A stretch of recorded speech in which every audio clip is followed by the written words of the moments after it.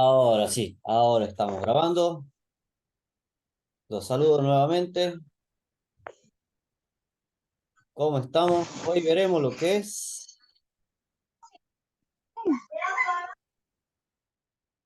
la mecánica de accidente. Sí, ahí la cosa. Sí, Traten de solamente prender el micrófono cuando participen, porque si no, se van a mezclar el audio de, del práctico junto con lo de ustedes. no sé lo que parece. Creo que Emil se creo que se lo puede silenciar. Solamente prendan los micrófonos al momento de participar, cosa de que no se mezclen los audios. Bien. Ahora veremos lo que es la mecánica del accidente.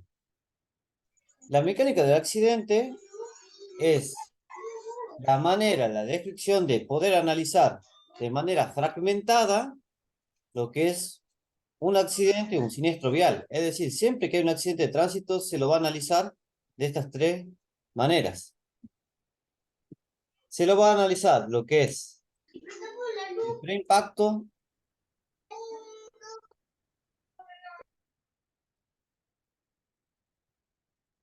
lo que es impacto y lo que es el postimpacto. Es decir, todo lo que era mecánica de accidente es una evolución de ese siniestro o accidente vial. ¿De qué trata lo que es la parte preimpacto? La parte preimpacto es desde que el sujeto pudo haber percibido el peligro hasta el punto de impacto o punto de colisión. Entonces, preimpacto va a analizar desde el lugar donde el sujeto pudo haber percibido el peligro hasta el punto de impacto, hasta que llegue a impactar, ya sea con un vehículo o llegue a impactar un peatón o llegue a impactar algún gesto estático como una casa, un pilar de luz, un pilar de teléfono. Entonces, ¿qué es lo que se empieza a analizar? Lo que es la mecánica del accidente. La primera fase es este PPP. ¿Qué quiere decir el PPP? Punto de percepción posible. ¿De qué trata este punto de percepción posible? Es el punto en donde el conductor pudo haber percibido el peligro si es que no había ningún tipo de obstáculo visible que le esté impidiendo lo que es la percepción del camino. Por ejemplo, ya acá puse como ejemplo que hay un colectivo mal estacionado, un camión, un colectivo mal estacionado. Ustedes saben que ningún vehículo se puede estacionar en lo que son las esquinas justamente porque destruyen toda la visibilidad.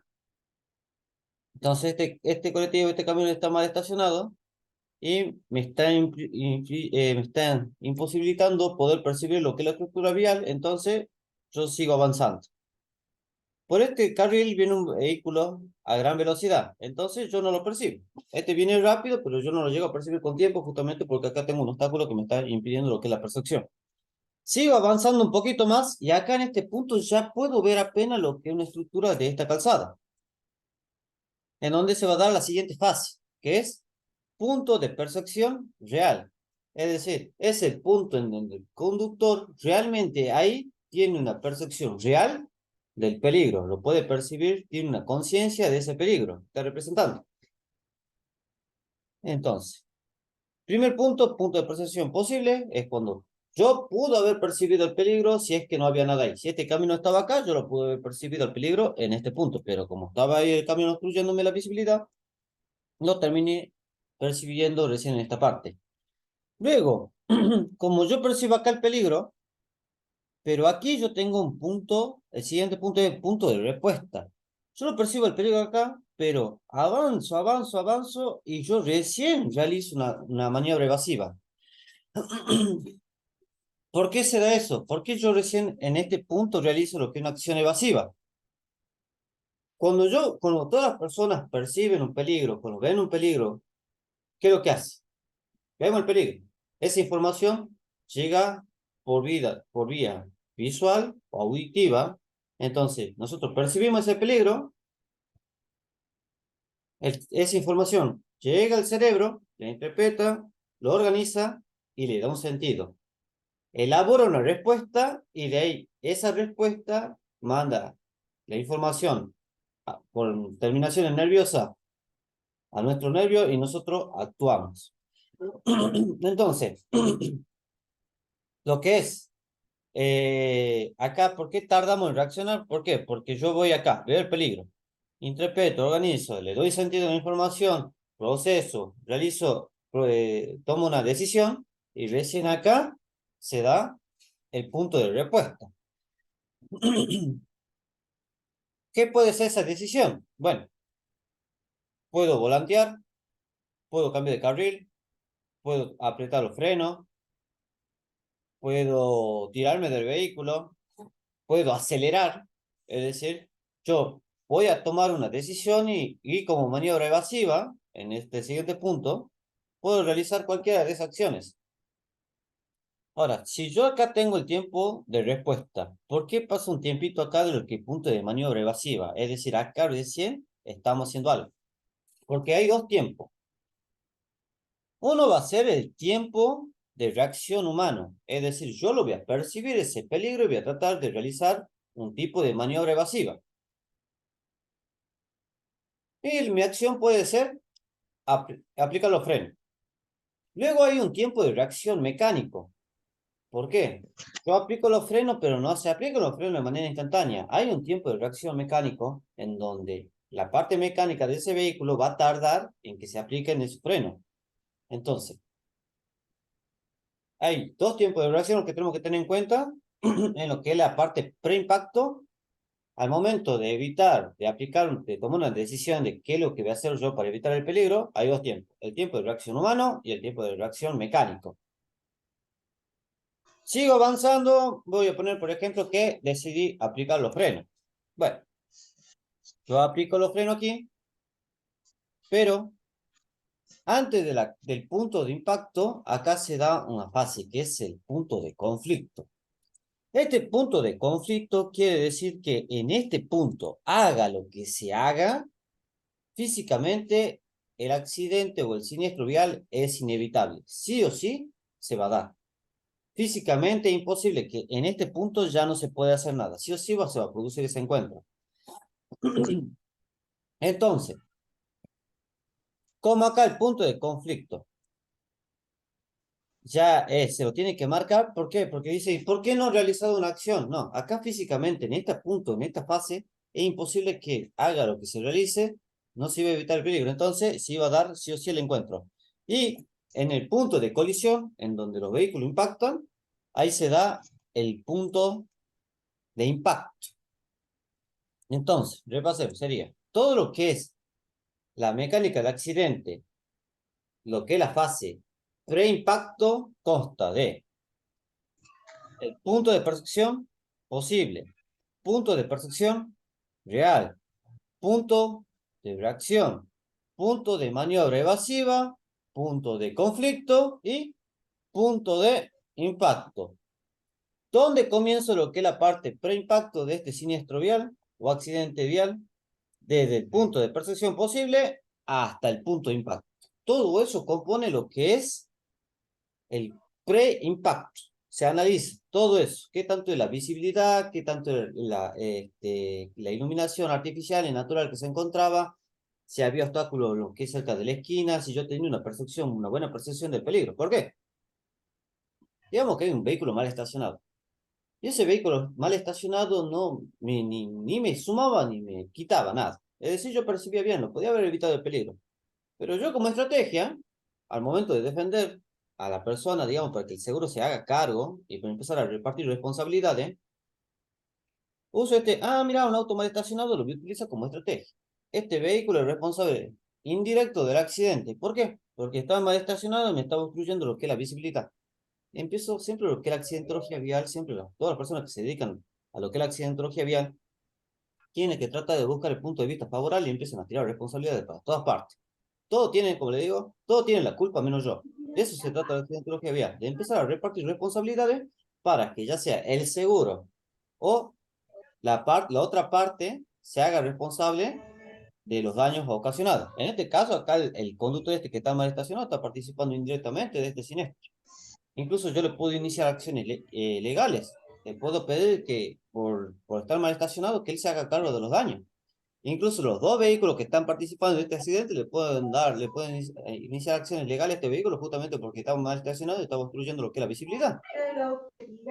Por eso es importante, digamos, tener en cuenta todas aquellas anomalías que se pueden presentar de estructura vial para tomarlo como estrategia, para ver, digamos, qué conviene, qué pasos legales, qué estrategias nos conviene utilizar al momento de plantear y encarar lo que una aseguradora o encarar a la otra parte por la parte civil de cómo se van a solicitar las reparaciones de los vehículos. Luego de lo que se da lo que el preimpacto, procedemos a lo que es el impacto. Es decir, acá se va a analizar el tipo de colisión, el tipo de encuentro, cómo se enfrentaron. En lo que es el impacto, vamos a hablar las que más predominan, los tipos de encuentro que más predominan. Uno es colisión perpendicular. ¿Cómo es colisión perpendicular? ¿Se acuerdan cuando ustedes sacaban la foto? Como decía, yo quiero que esta foto me la saquen de manera perpendicular. XY. Exactamente, así, de manera lineal, recta. Entonces, acá, el vehículo embistente, este vehículo embistente, lo está impactando de manera recta por la parte lateral a este vehículo. Entonces, este viene circulando de oeste a este y este de sur a norte. Si se da este tipo de colisión, este tipo de colisión es colisión perpendicular. Técnicamente, ¿cómo sería? Colisión perpendicular es cuando la parte frontal, la totalidad de la parte frontal de un vehículo impacta la totalidad de la parte lateral del otro. Entonces, de esta manera, si ustedes ven un tipo de encuentro, ven una colisión de esta manera, sería una colisión perpendicular. Vamos a la siguiente. Colisión oblicua. Colisión oblicua es cuando la esquina de un vehículo impacta con la parte lateral del otro. ¿Cómo sería técnicamente? Es cuando el extremo frontal de un vehículo, es decir, la esquina de las partes frontales de un vehículo, impacta con la parte lateral del otro vehículo. Entonces, como yo estoy impactando con esta parte y acá yo voy a manifestar todos esos daños. Características que tiene estos daños, que acá los hundimientos son muy notorios. Acá, digamos, cuando ustedes ven un sector, un hundimiento muy chiquitito, ya ustedes van a ver los daños de ese vehículo y decir, bueno, a este lo han impactado con la esquina de un vehículo o una moto le dio de lleno en la parte lateral. Entonces, cuando es oblicua es solamente cuando impacta con un extremo, ya sea el extremo izquierdo o el extremo derecho. Tiene que ser con una esquina de la parte frontal de un vehículo impacta en la parte lateral del otro. Ese es oblicuo. Vamos con la siguiente. Colisión por alcance. Colisión por alcance es cuando la parte frontal de un vehículo impacta la parte anterior o trasera del otro. Es decir, si un vehículo se estaciona, esto se da mucho cuando un vehículo se estaciona de golpe en lo que es un semáforo. Se pone el semáforo en amarillo, algunas personas son muy prevenidas, ya se está poniendo en amarillo y ese vehículo ya frena. Técnicamente así tiene que ser. El semáforo amarillo es para frenar. Como yo le dije, acá estamos todos mal acostumbrados al momento de manejar.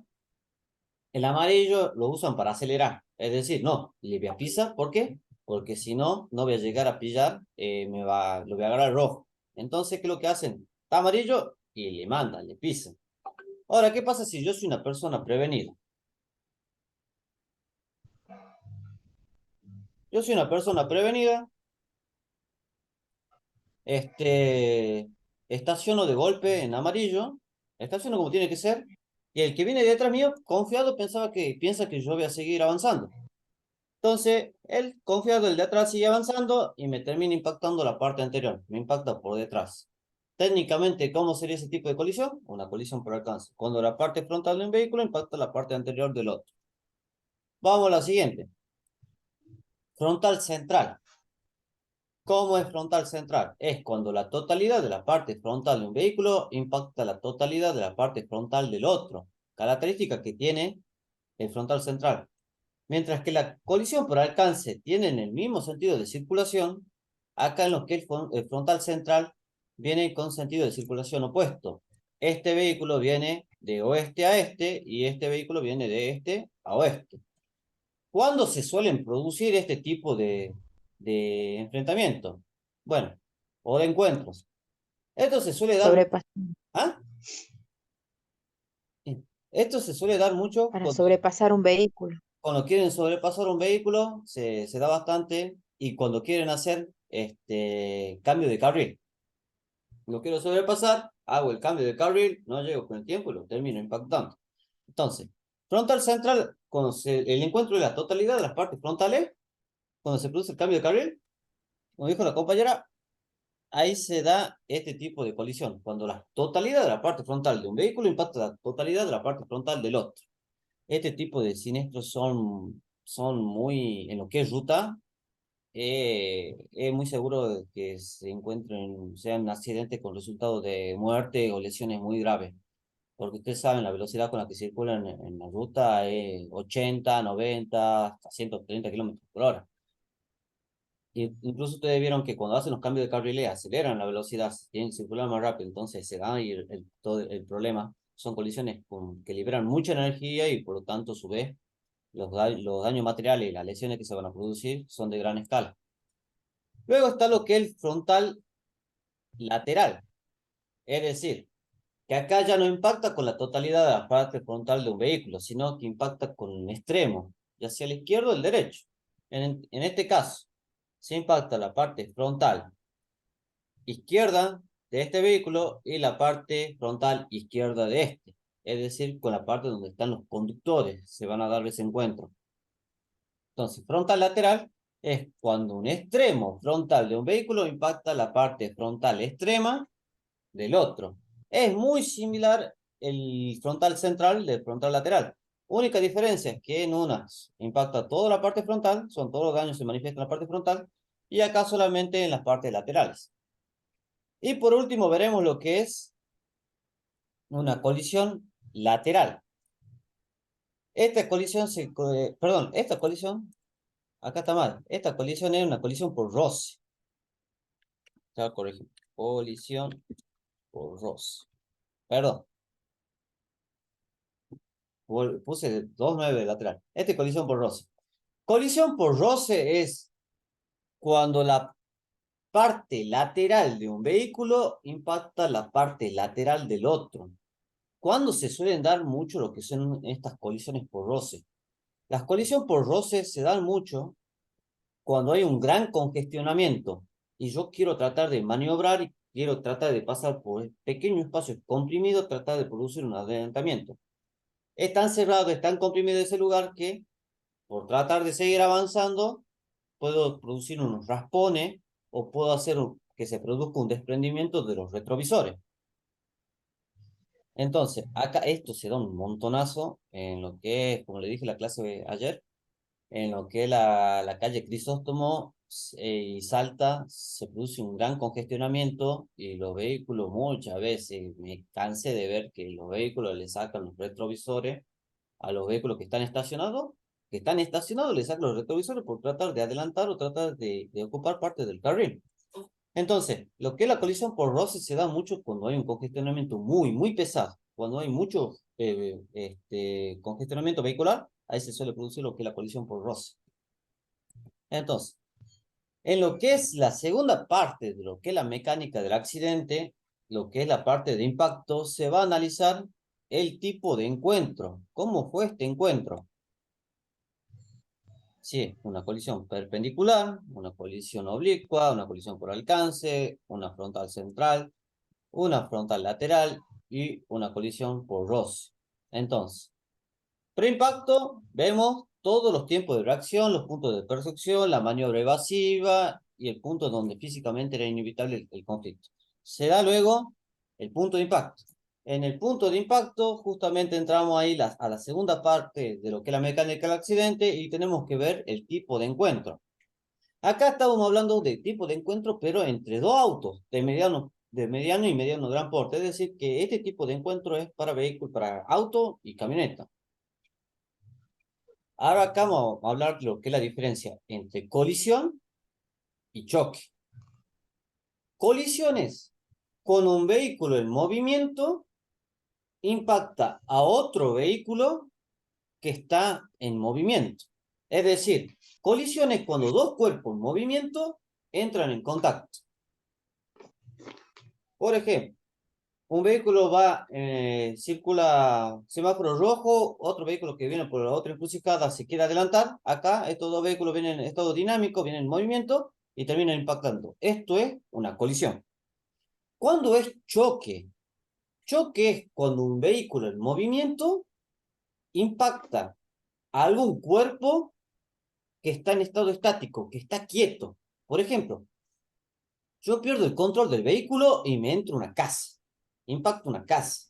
O impacto un poste de luz, algo que está quieto. Eso es choque. Ahí yo choqué. Choque es cuando yo impacto algo que está quietito. Impacto a un contenedor de basura, choque.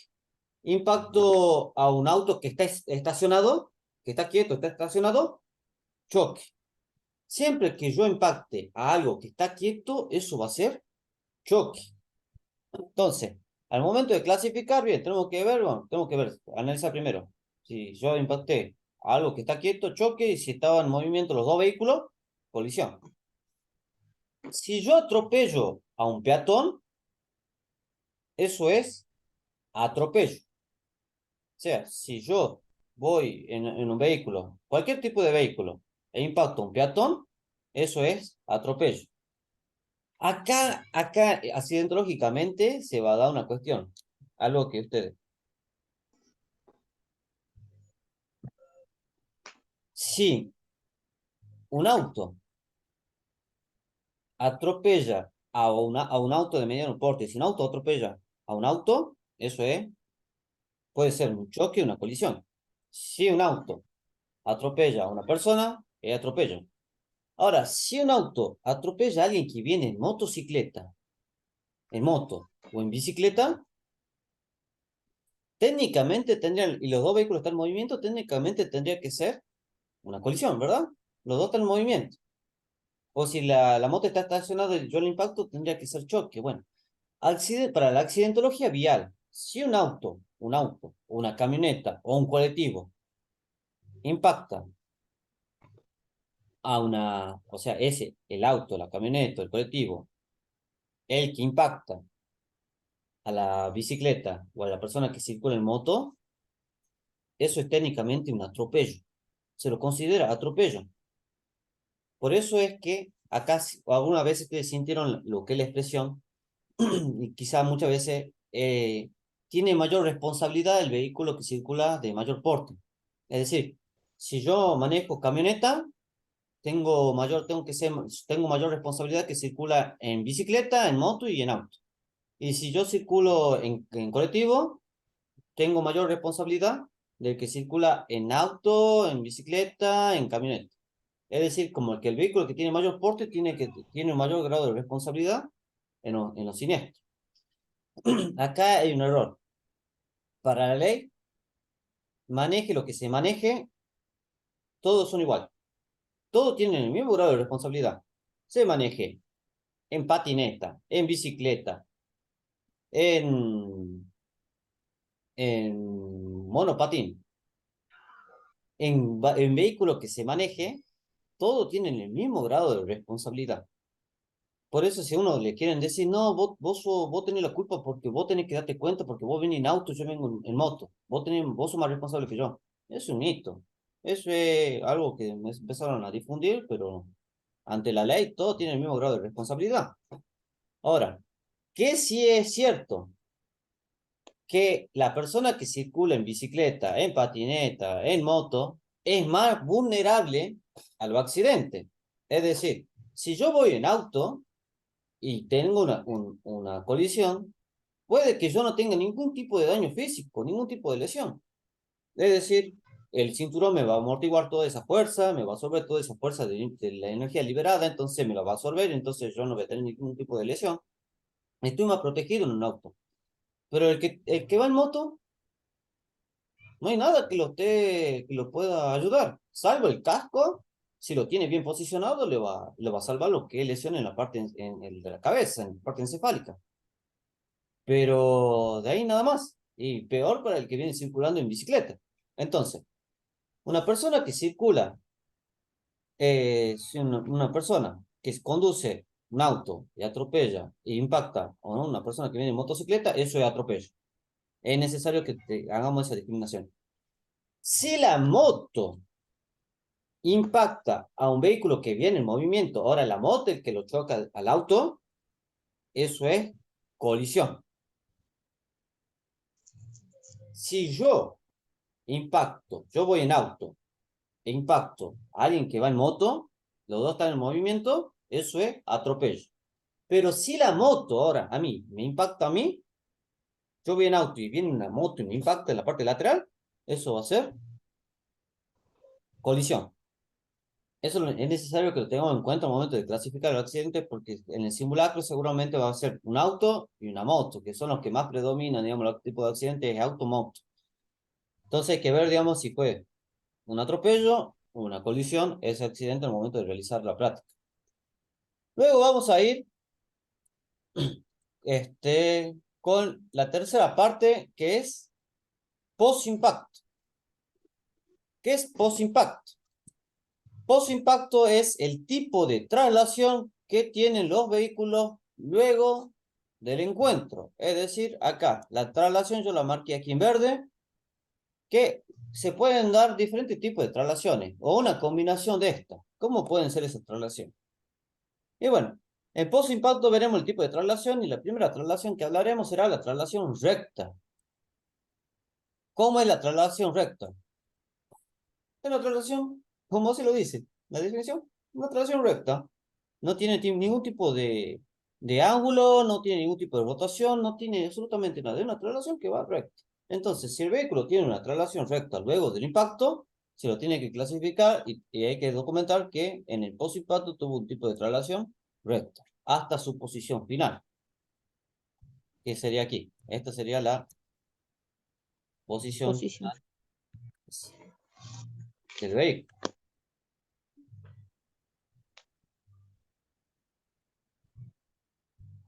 Ahora, ¿qué otro tipo de rotación puede tener? Bueno, puede ser una traslación con rotación, que acá yo le marqué acá, es cuando hace un semicírculo, o cuando hace 3/4 de giro, o cuando hace un cuarto de giro, ya es una traslación con rotación. Traslación con rotación es cuando hace un cuarto de giro, un medio de giro o 3/4 de giro. No llega a completar el giro. Es decir, cuando solamente hace una rotación, pero no llega a hacer un giro de 360 grados. Solamente de 90, 180 y 270 grados. Hasta ahí no va. Hasta 300, hasta 359 grados. Hasta ahí es considerado una traslación con rotación. Ahora, ¿cuándo es la siguiente? Traslación con rototraslación. Traslación con rototraslación es cuando ya ahí se hace el giro. Es decir, el conocido, el famoso, hizo trompo. Ustedes vieron, no ese luego del impacto, hizo varias vueltas, hizo un trompo en su recorrido. Entonces, una traslación con rototraslación es cuando realiza uno o más giros. Con que me haga uno, ya técnicamente una traslación con rototraslación. Acá yo lo que hice fue acá, empiezo acá, mis 1, 2 y prácticamente 2,5. 2 giros y medio me hice. Entonces acá ya es, con que me haga un solo giro en su rotación, ya es una traslación con rototraslación. Hay que documentar, digamos, al momento del simulacro, acuérdense en esto, de qué tipo de traslación tuvo los vehículos intervinientes. Y luego vamos a la última, la más conocida, una de las más que más predomina en lo que es ruta, porque salen de la banquina y se dan por la parte de las pendientes, por el costado de la ruta. Ustedes vieron que por el costado de la ruta hay una pendiente. Hay un desnivel, entonces, y todo vehículo cuando salga de la curva, cuando salga de la calzada, va a tener un tipo de traslación que puede ser una traslación con vuelco. Esa traslación con vuelco puede ser lateral, es decir, cuando la parte de los vehículos que impactan con la superficie son los laterales y va haciendo esto, es decir, ahí, aquí, ahí, va haciendo esto. Donde las partes laterales de ese vehículo tocan las partes laterales, el techo y los neumáticos. Entonces, traslación con vuelco. Puede ser lateral cuando da la vuelta, entra en contacto con la superficie, las partes laterales, el techo y la parte de abajo, los neumáticos. Y la parte frontal, vuelco frontal anterior, es cuando impacta y hace esto, así. De costa. Es cuando ya la parte que entra en contacto con la superficie es la parte frontal, el techo, la parte anterior, la parte trasera del vehículo y los neumáticos. Ya la parte laterales no. Entonces, ya es frontal anterior. ¿Dónde se da mucho este tipo de traslaciones? En la ruta. Cuando quieren hacer, justamente cuando se cruza un animal por lo que en las curvas, y ustedes saben ahí que no se puede realizar, no se puede maniobrar, no se puede realizar una maniobra evasiva. Entonces, pierdo el control del vehículo, quiero tratar de esquivarlo, pierdo el control, salgo de la calzada, me doy con la pendiente de la ruta, entonces puedo tener esos dos tipos de traslación, una traslación lateral o puede ser frontal anterior. Ahora, puede haber una combinación de rotaciones, se pueden presentar una combinación de traslaciones. Es decir, puede ser que el primer tramo yo tenga una traslación recta y en el siguiente tramo yo tengo una traslación con rotación. O puede ser que el primer tramo yo tenga una traslación con rotación y luego tengo una traslación recta. También se puede dar que tenga una traslación recta, la primera fase, luego de que yo pierdo el control del vehículo o que luego de la colisión, tengo una traslación recta, salgo de la banquina y luego tengo una traslación con vuelco. Y esa traslación con vuelco puede ser una parte lateral y la otra parte de lo que estoy dando el vuelco puede ser con la frontal anterior. Es decir, se puede dar unas combinaciones de varias.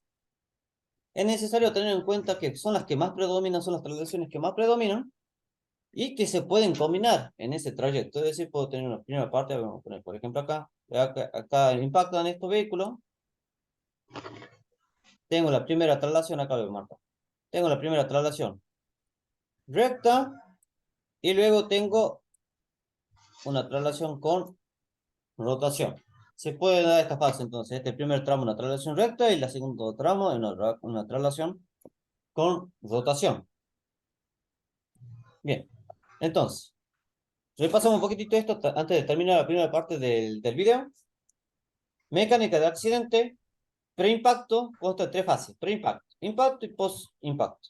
Preimpacto me trata desde el punto en donde el sujeto pudo haber percibido el peligro hasta el punto de impacto. ¿Qué es lo importante del preimpacto? Es la visibilidad, los puntos de percepción que tenía esa persona, la reacción de esa persona, la reacción humana y la reacción mecánica. Recuerden que una persona está bajo ingesta de algún medicamento o de ingesta de alcohol, los reflejos disminuyen, el tiempo de reacción también disminuye, entonces es necesario tener en cuenta para ver, digamos, cuánto tiempo pudo haber recorrido este tiempo en elaborar una maniobra evasiva. Hay que ver qué maniobra evasiva hizo: frenar, volantear, acelerar, tirarse del vehículo, cambiarse de carril. Hay que analizar qué tipo de maniobra realizó. Luego ver qué punto en donde haga lo que haga, no se lo puede evitar el peligro, sí o sí, sí va a dar ese siniestro. Y luego el punto de impacto. En el punto de impacto ya entramos a la segunda fase, que es impacto. ¿Qué es lo que es necesario analizar el impacto? Bueno, el tipo de colisión es el tipo de encuentro. Puede ser una colisión perpendicular, puede ser una colisión oblicua, puede ser una colisión por alcance, una colisión frontal central, una colisión lateral y una colisión por roce. Esto no lo veo. Colisión por roce. Y por último, la última fase de lo que es la mecánica del accidente es analizar lo que es el post-impacto. El post-impacto se va a analizar el tipo de traslación que va a tener, que puede ser recta, rotación, rototraslación y una traslación con vuelco, que puede ser lateral o frontal anterior. Y se pueden dar una combinación de estas. Bien, dejamos hasta acá la primera parte. En 5 minutos nos volvemos a conectar y hablamos de lo que es, qué se tiene que documentar usted en el simulacro y qué me tienen que llevar hasta el momento, ya le voy diciendo. Necesito que lleven tizas. Si llevan tizas de diferentes colores, un color amarillo, azul, si pueden conseguir tizas para ir marcando, le voy diciendo, digamos, en esta parte, y ya cuando termino también le voy a recordar, vayan buscando tiza. Lo único que van a necesitar para el simulacro que el siguiente es el camisolín y tiza, y estamos, perfecto. Ah, y una ruleta. Pidan prestado una ruleta. Sí o sí, acá las mediciones son importantes en lo que la accidentología. Al momento de tomar las medidas es fundamental que tomemos bien las medidas en los accidentes de tránsito. Bien, entonces, quedamos hasta acá. En 5 minutos le paso la segunda parte, nos volvemos a conectar.